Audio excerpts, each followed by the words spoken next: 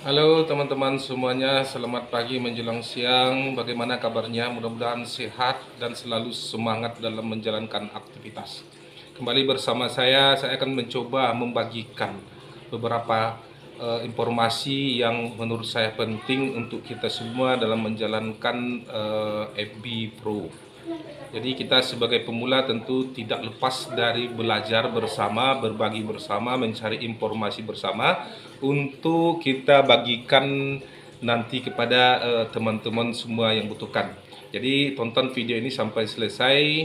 Kalau rasanya bermanfaat, silahkan dibagikan ke teman-teman yang lain. Mudah-mudahan apa yang kita bagikan nanti ilmunya tentu melekat dan bertambah buat kita dan teman-teman semuanya. Ada sebenarnya beberapa yang menjadi tantangan bagi kita sebagai FP profesional. Yang pertama, viewer kita itu yang tidak naik-naik. Kita udah mencoba menjalankan beberapa cara, beberapa trik, beberapa informasi sudah kita terapkan, ternyata viewer kita itu masih stuck di angka 100, 200, bahkan 500. Kemudian bagaimana caranya? Di sini akan saya bagikan caranya. Yang pertama, viewer kita itu tidak naik, ternyata jenis kontennya itu kita harus menentukan dulu dia itu jenisnya real atau VOD. Jadi dia itu durasi pendek ya atau reels, kemudian ada durasi panjang berupa VOD. Jadi teman-teman, ada beberapa kesalahan sebenarnya yang kita lakukan dalam mengupload video di dalam FB profesional. Yang pertama yaitu kita tidak konsisten. Konsisten di sini maksudnya adalah kita mencampur baurkan dalam mengupload video antara real dan VOD. Misalnya hari ini kita mencoba mengupload video real itu sebanyak 2 kali atau video pendek 2 kali. Kemudian kita mengupload video panjang atau VOD itu selama 1 kali sehari. Tentu secara sistem dan pembacaan dari sistem yang dari Meta atau FB, tentu algoritmanya itu tentu sangat membingungkan mungkin dalam pembacaannya. Jadi sebagusnya sih sebenarnya kalau kita ingin mengupload atau menambah jangkauan viewer kita itu, kita harus menguploadnya secara konsisten, yang maksudnya misalnya minggu pertama atau 7 hari itu kita menguploadnya video-video real atau video-video pendek saja. Kemudian untuk minggu yang kedua kita akan mengupload videonya itu secara durasi panjang atau VOD. Jadi algoritmanya itu secara jenis kontennya pun nanti kita bisa sesuaikan. Nanti di sesi kedua saya akan mencoba mempraktekkan bagaimana cara mengupload video reel ini dan video VOD ini, gimana cara men-setting algoritmanya. Yang kemudian ada permasalahan yang kedua, yaitu konten yang bercampur-campur. Konten bercampur-campur ini berkaitan juga dengan algoritma di FB profesional. Sistem Meta mungkin kebingungan dalam membaca algoritma karena konten kita itu bercampur-campur. Bercampur-campur di sini maksudnya adalah kita ini konten kreator bidang masak-memasak. Kemudian kita campurkan dengan video mungkin videonya itu sejenis video yang mungkin yang kegiatan-kegiatan sehari-hari. Jadi ternyata algoritmanya itu bisa menjadi kacau. Kemudian ada kualitas konten itu sangat menentukan sekali teman-teman. Jadi kualitas konten itu bagaimana cara kita mengambil video itu supaya kualitasnya baik, suaranya baik, kondisinya baik, materinya baik, sehingga sangat menarik perhatian dari para pemirsa atau viewer, sehingga nanti viewer kita dan interaksi kita akan bertambah. Kemudian ada minimalisasi atau kecilnya interaksi. Kecilnya interaksi sebenarnya kalau kita mempraktekkan sehari-hari, kita udah tahu bahwasanya interaksi kita itu sehari-hari udah banyak. Kita udah menghabiskan waktu siang dan malam untuk melakukan interaksi. Ternyata teman-teman viewer kita itu masih sedikit. Ini memang saya sudah rasakan juga. Ternyata permasalahannya adalah ketidaksenambungan dalam berinteraksi. Contohnya, kita membalas interaksi atau membalas sebuah atau mengomentari sebuah video reel dari teman-teman kita itu kadang-kadang tidak menyambung atau menyingkatnya dengan kata-kata singkatan. Jadi sistem meta itu tidak bisa membacanya. Kemudian saling follow yang berlebihan. Ini memang saya sudah mencoba juga teman-teman. Saya sudah merasakan juga, saya sudah mengalami. Saya ini gimana, viewer awalnya itu viewer saya itu di 2000-an, kemudian menjadi sekian. Saya itu suka meminta-minta follow. Tolong di-follow saya, tolong di-follow saya, tolong interaksi, tolong dibalas komentar saya. Ternyata itu terbaca juga ada sistem meta tidak baik. Jadi sistem meta ini memang sangat ahli sekali dia. Oh, ini minta-minta ini. Cobalah kita untuk membuat konten.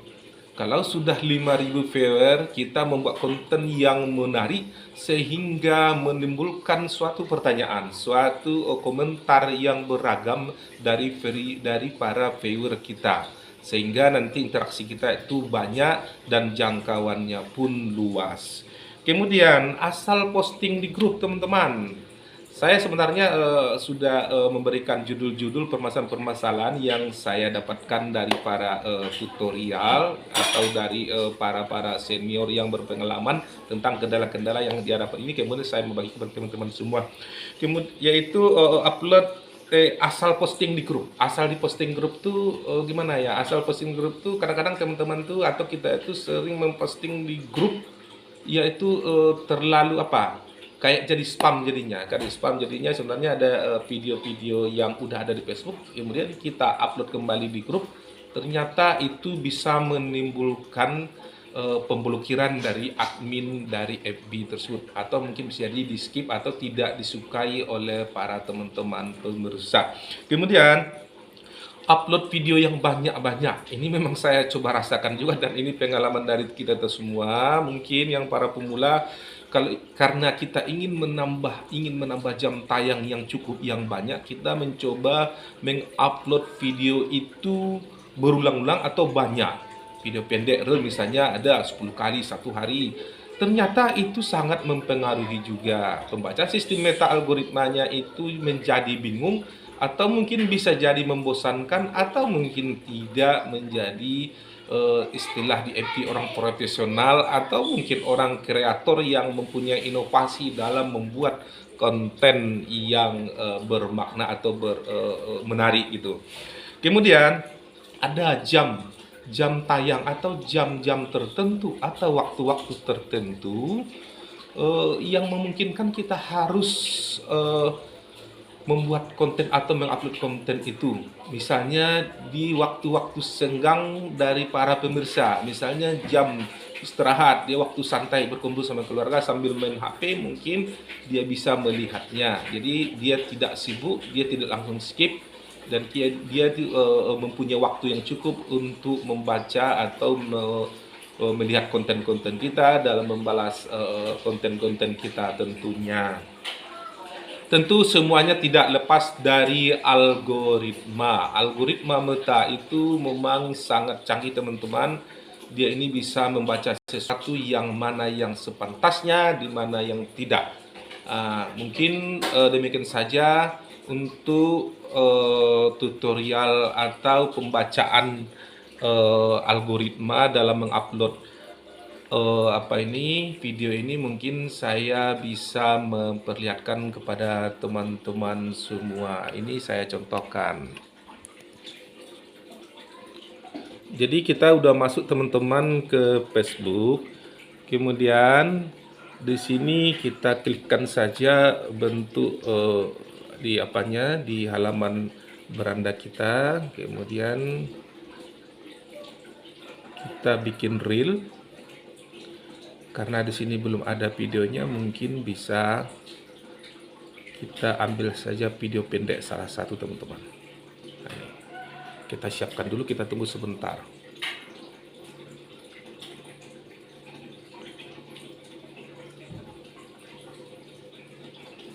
Sabar dulu.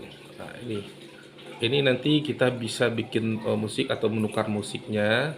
Kemudian kita lanjutkan.